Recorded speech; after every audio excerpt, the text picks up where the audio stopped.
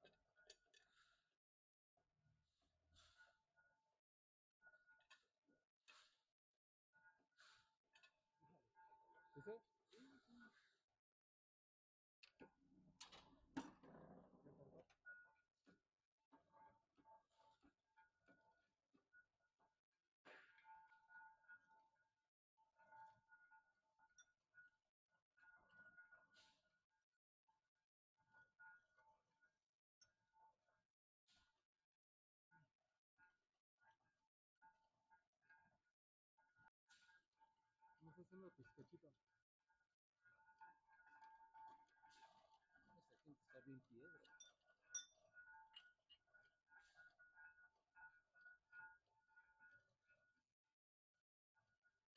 ¿Cómo la metieron? Como esmerilaron ahí el taboquillo. No sé,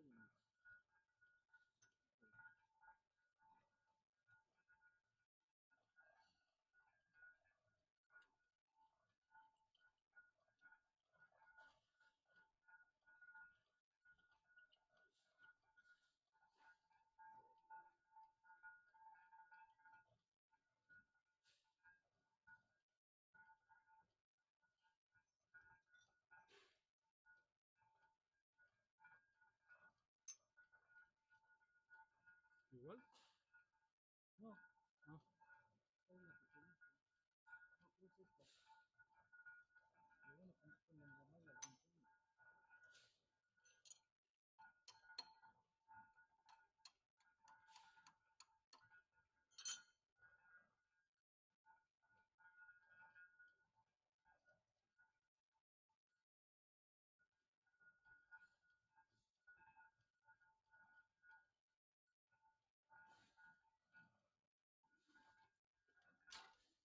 No, más duro.